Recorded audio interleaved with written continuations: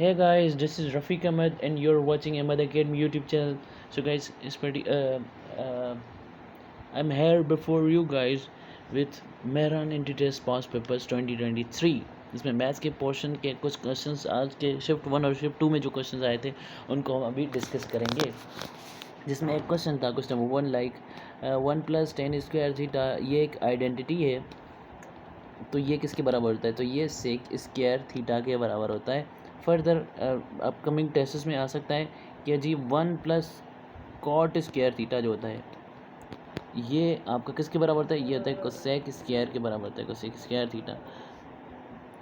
और sine square theta plus cos square theta, ये तो सबको पता ही होगा, ये 1 के बराबर होता है। बाकी भी ट्रिग्नोमेट्रिक आइडेंटिटीज़ पे फोकस करें, आ सकते हैं, ठीक है। Sine alpha plus beta, sine alpha plus beta, sine u plus v, sine u plus sine v, sine alpha plus beta, cos alpha plus beta, cos alpha minus beta वाले सारे formulas भी याद होने चाहिए। The question number 2 that was like circumference of circle is what is circumference of circle. Circumference of circle क्या होता है कि ये जो बाहर वाली बाउंड्री होती है सर्किल की, इसको एक्चुअली सर्किल की सर्कमफ्रेंस बोलते हैं। सी सर्किल की सर्कमफ्रेंस का जो फॉर्मूला है वो 2πr होता है। इसकी डेफिनेशन अगर आई थी तो इसकी डेफिनेशन क्या है, it is the perimeter of circle. Perimeter मतलब माने कि sum of all the sides of close figure. अब इस क्लोज फिगर की जो साइड्स हैं वो यही है, क्लोज बाउंड्री जो है ये यही है। और इस बाउंड्री की लेंथ जो होती है पूरी, इस सर्किल के बाउंड्री की जो लेंथ होती है, मतलब ये जो सर्किल है ना, अगर इसको मैं काट दूँ और फिर स्ट्रेट पाथ पे इसको रख दूँ ऐसे, तो इसकी जो लेंथ होती है that is actually see is equals 2πr, right. The third question was के जी 2 इफ़ 2 स्क्वायर रूट n है, if 2 square root n is actually equals to 64, then what will be the value of n। इसको हम क्या कर सकते हैं कि 2 √n को √n ही लिखेंगे और 264 को हम लिख सकते हैं कि 2 6 होता है ये। अब पावर सेम है, सॉरी बेस सेम है, तो पावर्स को आपस में जो इक्वेट कर सकते हो, तो square root n will be equals to 6 and यहाँ से by squaring both sides n will be equals to 36, right.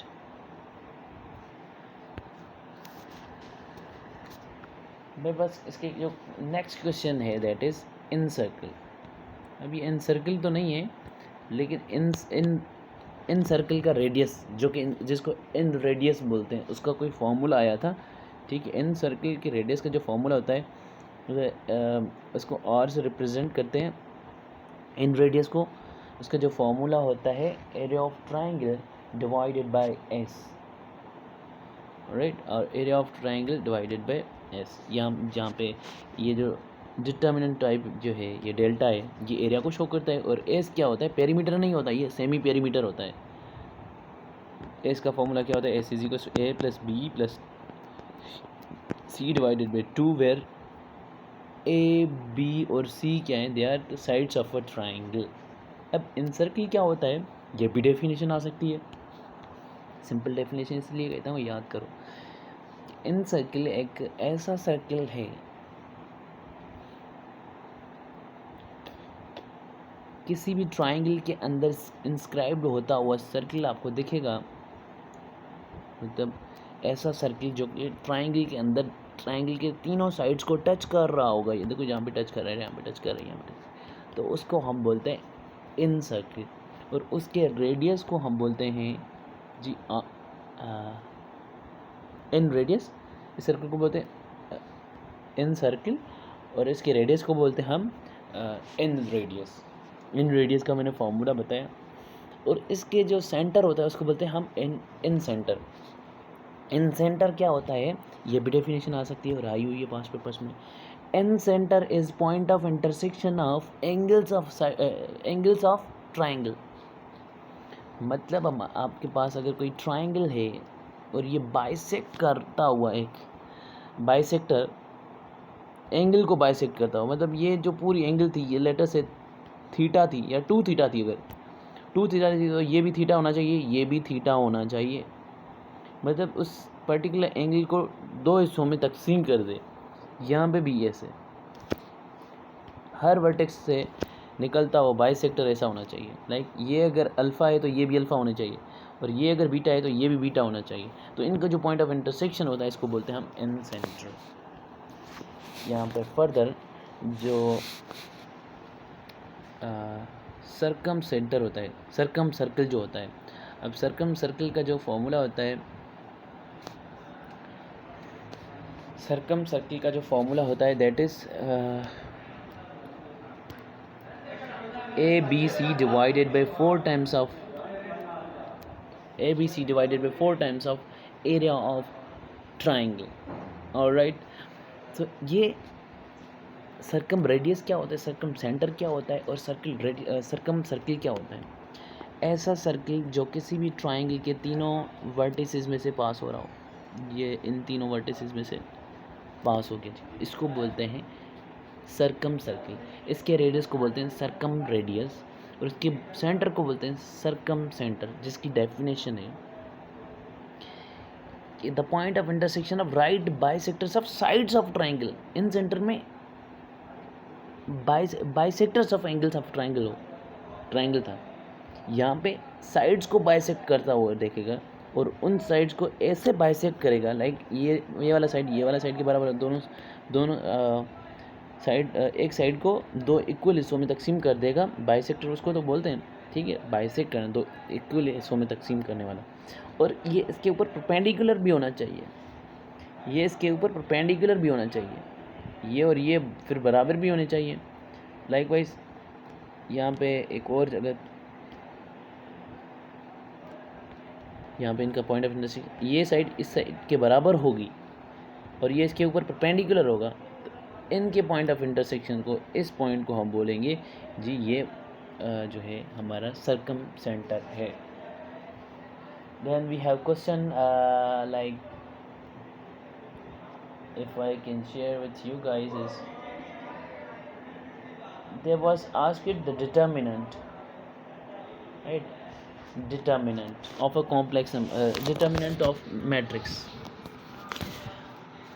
That was matrix was 1 2 3 0 0 0 4 5 6। इसका डिटर्मिनेंट बताएं। तो इसका जो डिटर्मिनेंट होता है वो 0 है एक्चुअली। अगर मैं इसको इस तरह भी लिख लूँ,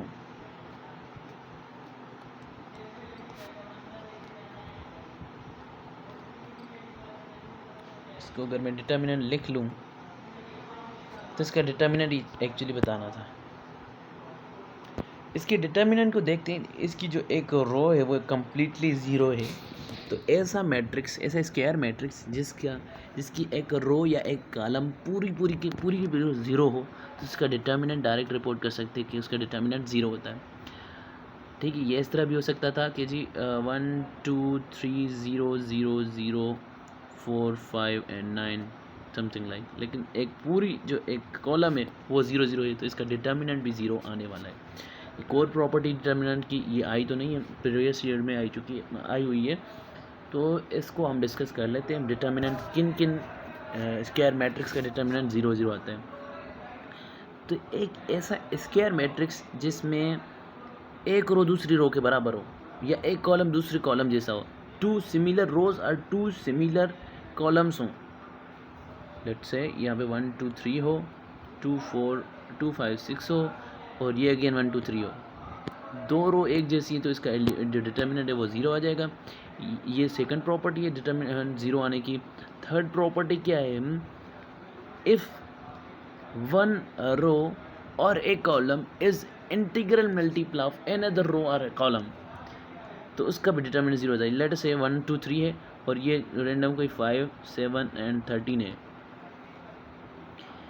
और जो R3 है मैं लिखूँ उसको 2 से मल्टीप्लाई कर देता हूँ, मतलब R1 को मल्टीप्लाई करके, R1 को 2 से मल्टीप्लाई करके R3 बना रहा हूँ। 2 to the 4 एंड 2 3 the 6। ये देखो, ये जो रो 3 है that is actually equals to 2 times of row 1। एक रो दूसरे रो के, किसी भी रो के इंटीग्रल मल्टीपल है, तो इसका डिटर्मिनेंट भी 0 आने वाला है। Right, so another question was from matrices के, अगर हमारे पास मैट्रिक्स है ए लाइक 2 2 माइनस 2 एंड 2 अगर ऐसा मैट्रिक्स है तो इसका जो इन्वर्स है क्या वो एग्जिस्ट कर रहा है, मतलब इसके बारे में क्या सही है, विच of the true about this particular matrix. तो इस पर्टिकुलर मैट्रिक्स के लिए क्या ट्रू है, the true for this A was option was like A inverse exist, तो इसका इनवर्स एग्जिस्ट करता है। एक्चुअली इनवर्स फाइंड करने का जो फॉर्मूला होता है adjoint of A divided by mod of A, तो ऐसा एलिमेंट बस ये ज़ीरो नहीं होना चाहिए ना, तो इनवर्स एग्जिस्ट करता जाएगा। तो मतलब अगर डिटर्मिनेंट ऑफ ए ज़ीरो के बराबर नहीं आ रहा तो इसका मतलब इसका इनवर्स एग्जिस्ट करेगा, ठीक है। और हमारे पास कौन सा मैट्रिक्स था, इसका डिटर्मिनेंट निकाल लेते हैं, 2 2 माइनस 2 2, इसका जब डिटर्मिनेंट निकालेंगे तो 4 minus 2 sorry minus 4, that is actually question 16,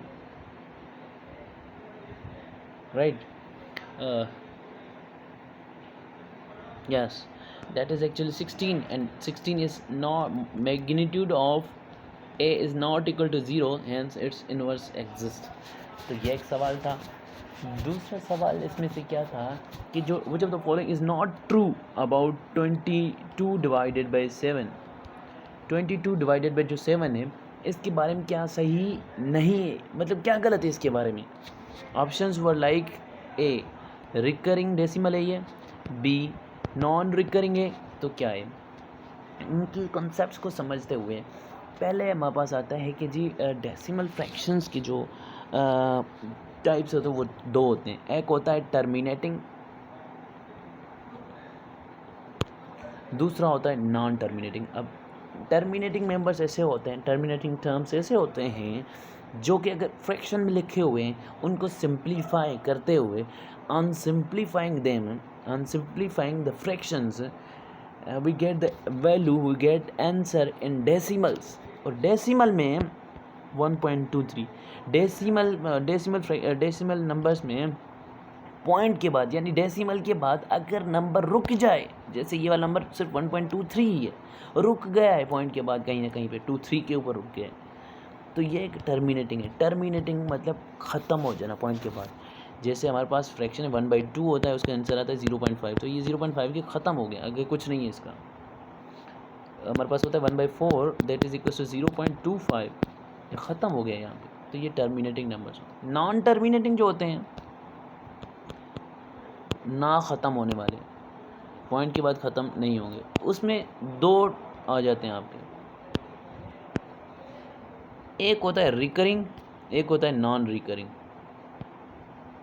spelling सही कर लेना, कोई मसला नहीं, मैं प्रोनाउंसिएशन समझ ले।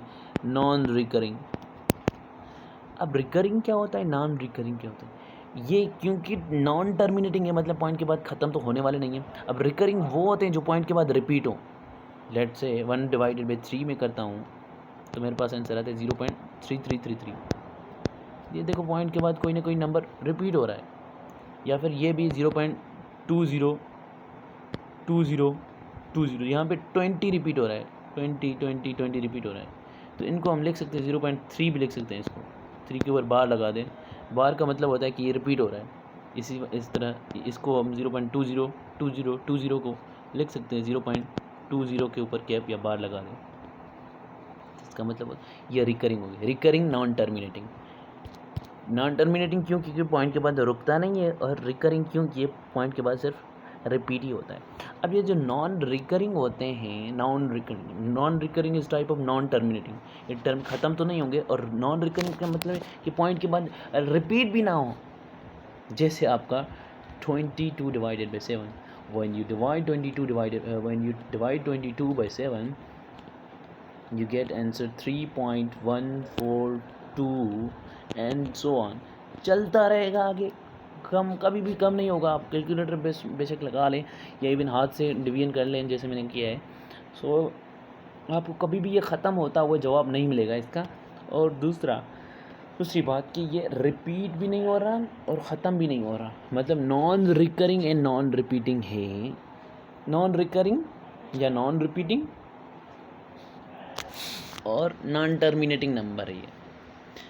तो ऑप्शन कौन सा गलत हुआ कि ये which of the following is not true, यानी which of the following is wrong about this number, 22 divided by 7, is this number recurring? अगर ऑप्शन रिकरिंग था तो ये ऑप्शन गलत था ना, इसके बारे में ये गलत नहीं है, गलत है क्योंकि ये एक नॉन रिकरिंग डेसिमल फ्रैक्शन है। देन वी हैड इफ़ हमारे पास p ऑफ x कोई फंक्शन है, पोलिनोमियल है, जिसमें x स्क्वायर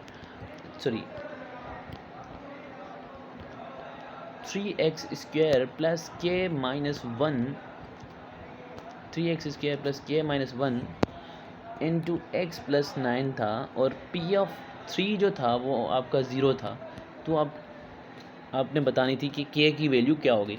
अब ये कंडीशन सिर्फ यूज़ कर लो, यानी कि फंक्शन में जो पोलिनोमियल है आपको उसमें x की जगह 3 डालो और उसको इक्वेट कर दो 0 के, तो मैंने 0 कर दिया इक्वेट, और 3 टाइम्स ऑफ k की जगह x की जगह हम 3 पुट करेंगे, x का स्क्वायर यानी 3 का स्क्वायर 9, दिस विल मेक 27, मैं लिख लेता हूँ, and then plus 3 into k plus k minus 1 into x, x क्या है 3 है, तो इसकी जगह मैं डायरेक्ट लिख लेता हूँ 3k माइनस 3 प्लस 9, तो वैसे ही लिखा हुआ है 9, तो ये 27 plus 9 that makes 36 minus 3 gives us 33 plus का, और इस साइड पे आ जाएँ तो ये हो जाएगा माइनस ऑफ 33, तो ये हो जाएगा 33 minus 33 is equal to 3k, cancel होके k की वैल्यू आपके पास में आ जाएगी minus of 11 will be our answer. So next question is from last chapter of second year mathematics, that is vectors में से, the physical quantity that is defined by proper number and the unit is called, वो होती है scalar. Options were like scalar, scalar है, vector है, null vector है, या none of these है, तो ये स्केलर क्वांटिटी होती है।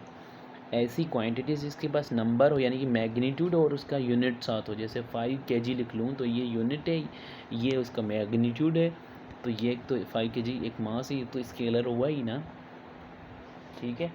सो हमारे पास नेक्स्ट क्वेश्चन जो है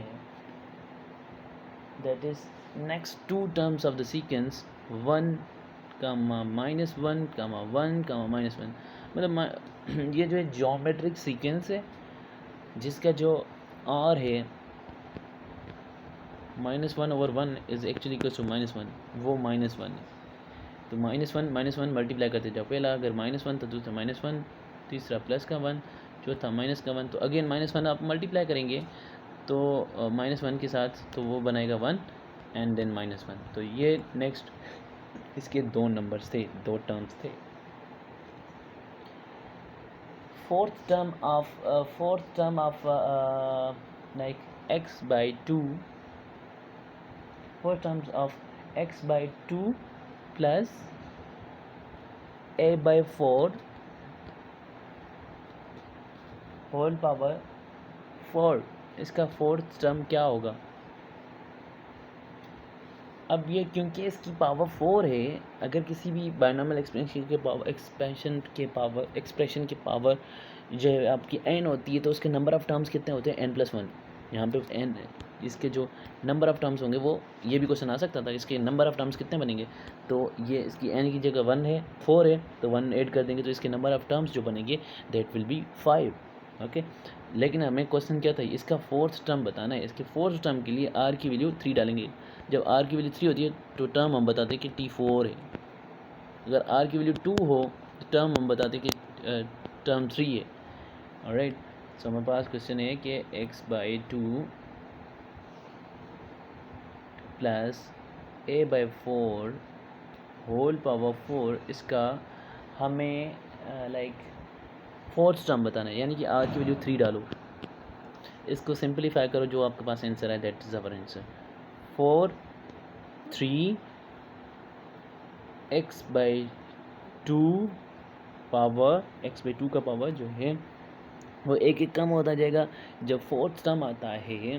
सॉरी, एक्चुअली यहाँ पे 1 आ जाएगा और यहाँ पे a/4 का पावर क्यूब आ जाएगा, दैट्स इट। इसका आंसर रिपोर्ट कर दो 4, so 4 times of x a cube divided by 2 times of 4 is equal to 8। इसका जो फोर्थ टर्म होगा that will be XA cube divided by 2. All right. So here next question, domain and period of 6 sin x का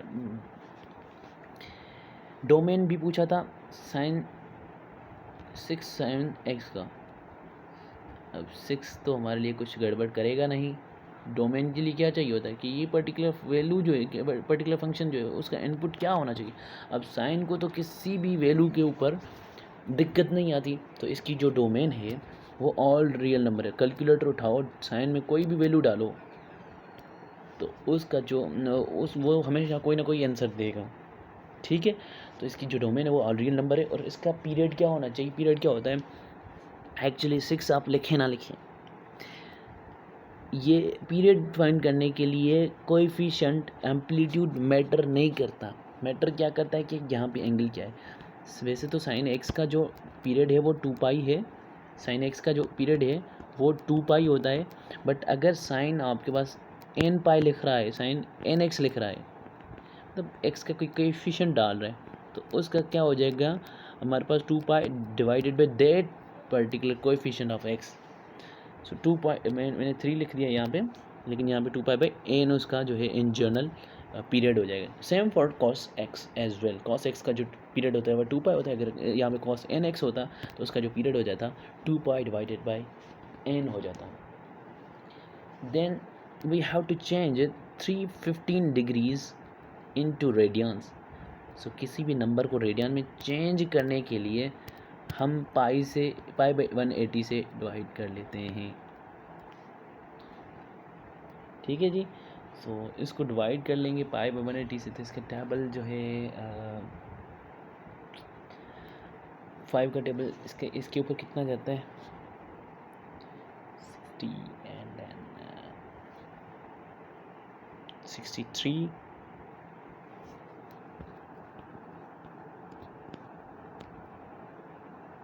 180 के ऊपर जो table जाता है that 5 का, आई थिंक दैट इज़ 36। इसके हम सिंप्लीफाई करेंगे, अगेन 3 का टेबल जा रहा है,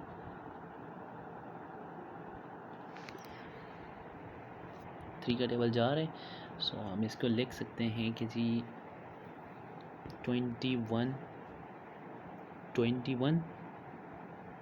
पाई बाय 12, अगेन 3 का टेबल जा रहा है, तो इसको लिखेंगे 7 पाई डिवाइडेड बाय 4। 7 पाई बाई 4 यानी कि 7 को आप मल्टीप्लाई करें 45 से, pi by 4 multiply in degrees, तो क्या ये आंसर दे पा रहे हैं 90 90 90 70 यस, और एक 45 और डालें यस। 315 का आंसर जो है वो 7 पाई बाई 4 आ रहा है ये रेडियंस में, is equal to 315 degrees. Alright, the principal value of sine of sine minus √3/2 की जो प्रिंसिपल वैल्यू होगी वो क्या होगी।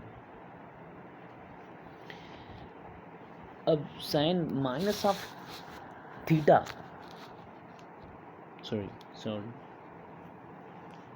ये तो इन्वर्स है ना, साइन इन्वर्स है यस। तो ये एक थीटा है, let us say theta is equal to this, इसका मतलब है कि साइन थीटा जो है वो आ जाएगा हमारे पास -√3/2। Okay, multiplying negative sine both side, या पुटिंग नेगेटिव, हम नेगेटिव साइन दोनों साइड से मल्टीप्लाई कर देते हैं, ठीक है। तो इसको बोलेंगे हम minus sine theta will be equal to √3/2। Okay, इसको भी हम लिख सकते हैं, इसको माइनस साइन माइनस थीटा लिख सकते हैं इज इक्वल टू √3/2। एक्चुअली ये फोर्थ क्वाड्रेंट में वैल्यू लाई कर रही है, इसको क्योंकि ये नेगेटिव वैल्यू है तो इसको मतलब डायरेक्ट बता सकते हैं। एक तो साइन थीटा जो है वो फोर्थ क्वाड्रेंट में नेगेटिव होता है, दूसरा थर्ड क्वाड्रेंट में, तो फोर्थ क्वाड्रेंट वाली इसकी जो वैल्यू होगी sine inverse of -√3/2 that will be like sine of 2 pi minus sine actually एक मिनट साइन इनवर्स ऑफ माइनस √3/2 है ना, तो टेबल तो आपको याद होगी, तो -√3/2 के वैल्यू पे आंसर आता है इसका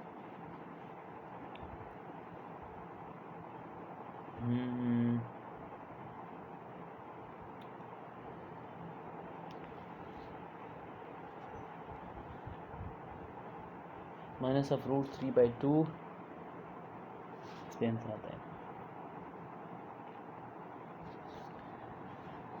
साइन -30 डिग्री लिखते हैं, यस इसकी 60 डिग्री -60 डिग्री यानी कि -π/3 इसका आंसर है, राइट।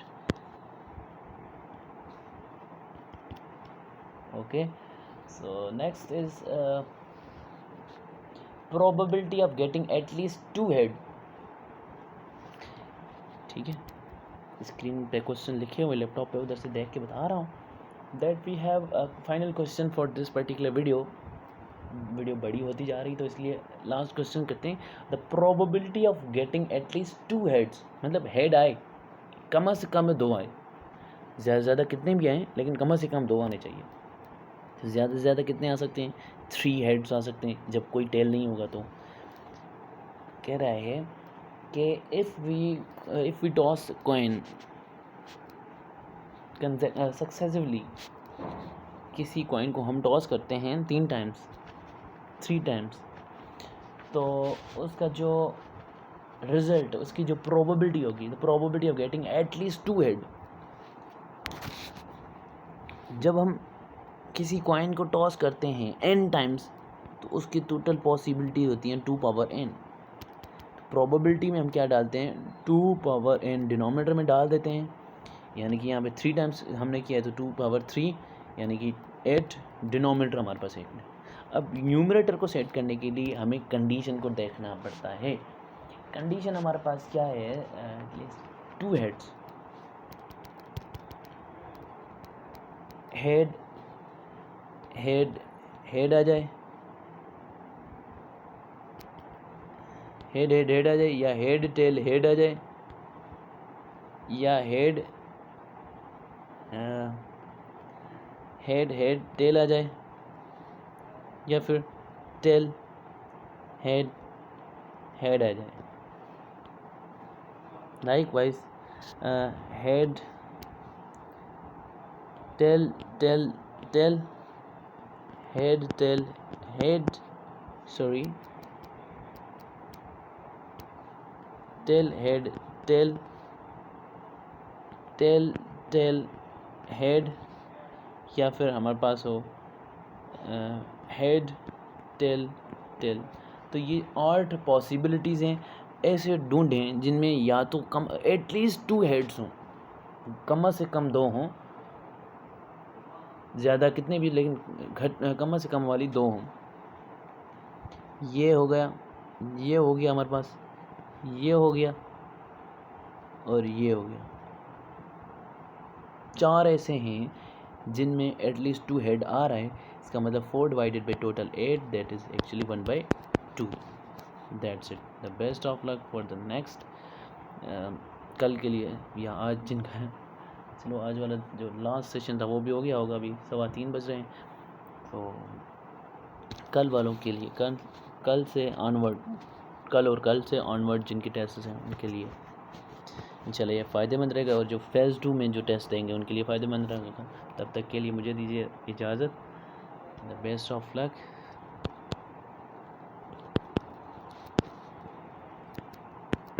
ओके, दुआओं में याद रखिएगा। इंशाल्लाह this video will help you a lot. और इस तरह के क्वेश्चन आसपास के देखें और याद मतलब उनको के लिए प्रैक्टिस करें, या आप जो है हमारा व्हाट्सएप ग्रुप भी ज्वाइन कर सकते हैं। यहाँ पे प्रैक्टिस क्वेश्चन और मॉक टेस्ट वगैरह होते हैं।